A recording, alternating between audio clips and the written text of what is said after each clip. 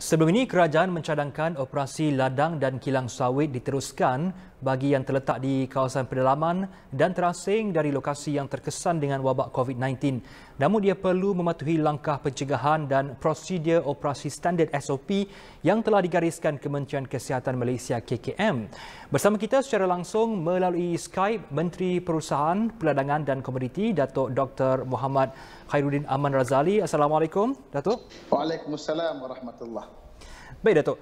Beberapa kilang sawit di 6 daerah dekat Sabah dibenarkan kerajaan negeri untuk beroperasi semula ketika PKP. Adakah kementerian bercadang akan memohon kepada NKN untuk diperluaskan di seluruh negara?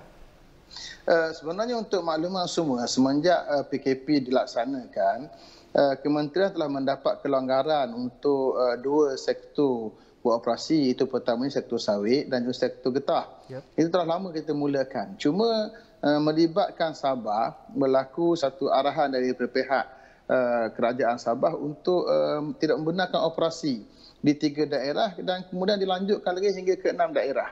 Tetapi alhamdulillah setelah mana kita berunding di peringkat kementerian dan kerajaan Sabah dan juga desakan daripada industri, maka sekarang kerajaan Sabah telah membenarkan untuk mereka beroperasi.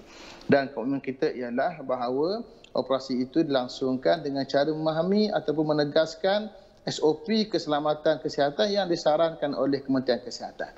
Ia tak timbul isulah untuk kita membuka kelonggaran tempat lain kerana memang telah terbuka dan diberikan kelonggaran ke tempat lain.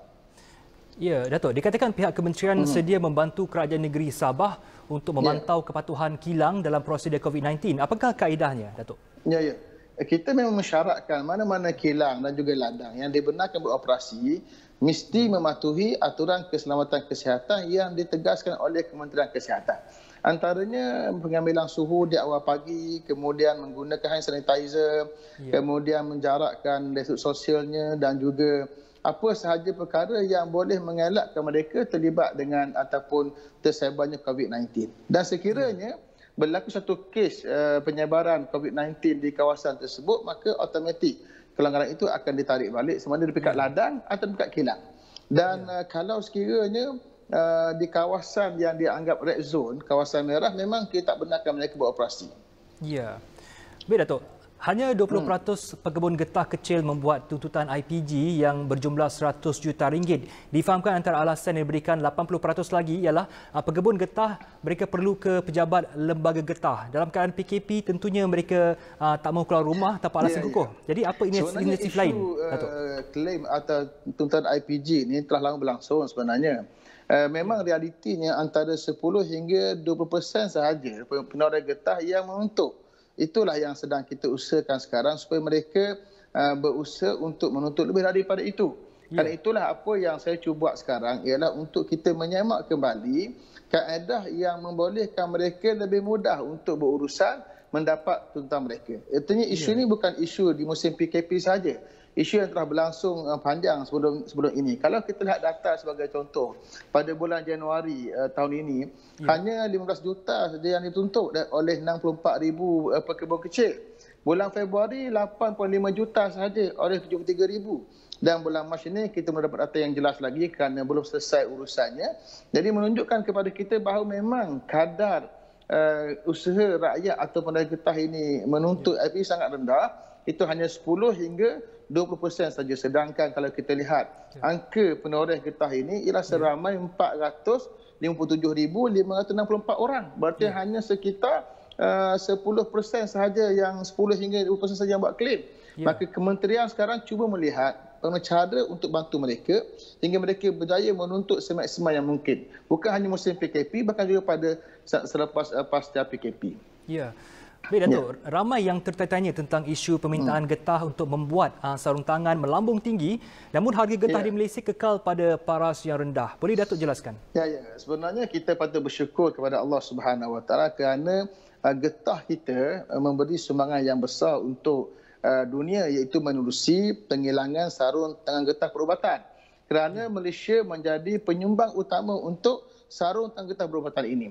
Cuma yang perlu kita faham ialah walaupun sarung tangan getah perubatan ini kita berjaya promosi dan kita bekal ke dunia, tetapi sebenarnya hasilan daripada bahan getah ini bukan hanya datang dari Malaysia. Kerana Malaysia ini sangat kecil nisbah pengeluaran getah yang digunakan untuk serontan getah ini. Ini isu yang kita kena bincang panjang. Kerana itulah harga getah di peringkat Malaysia bukan kita yang menentukannya. Ia bergantung kepada supply and demand di peringkat antarabangsa. Kita hanyalah negara yang ke-6 dalam pengeluaran getah, bukan negara yang pertama. Maka kerana itulah penentuan harga getah bukan ditentukan oleh Malaysia. Saya banyak menerima komen dalam Facebook oleh rakyat kita yang seolah menggambarkan mereka faham Malaysia sendiri yang menentukan kadar harga getah. Kita terikat dengan harga getah dunia. Apa yang boleh kita buat ialah satu hari nanti kita meningkatkan lagi kadar pengeluaran getah kita hingga kita menjadi pengeluar utama dunia, dan ketika itulah kita ada ruang dan peluang untuk menentukan kadar harga di peringkat dunia. Ya, baik Datuk. Ketika PKP ini, mereka yang bekerja makan gaji harian seperti penoreh getah antara yang paling terkesan. Mungkin Datuk ada pandangan sendiri bagi apa yang boleh dilakukan mereka untuk kekal survive, Datuk? Pertama sekalinya, kerajaan Malaysia telah beri kelanggaran untuk mereka keluar menoreh. Dan juga begitu juga kepada para peladang di peringkat sawit. Maka yang tinggal lagi mereka patut ambil peluang. Satu. Yang kedua, kerajaan telah menyediakan pakej rangsangan prihatin. Rata-rata mereka yang terlibat dalam industri getah ini adalah B40 dan mereka layak mendapat bantuan kerajaan RM1,600. Itu adalah bantuan yang kita berikan kepada mereka. Dalam masa yang sama, kita lihat di seluruh negara, pelbagai pihak termasuklah ahli-ahli parlimen, ahli Dewan Undangan Negeri dan sebagainya turun ke padang untuk bantu B40 ini untuk mereka mendapat keperluan harian, paling kurang pun untuk mereka makan dan minum sepanjang tempoh PKP. Jadi apa yang penting bagi saya ialah di pihak penoreh getah dan juga termasuklah di peringkat peladang sawit melihat ruang mereka untuk mendapat dana prihatin yang berjumlah RM1,600. Ya, baik. Terima kasih Datuk kerana bersama Berita Al Hijrah malam ini.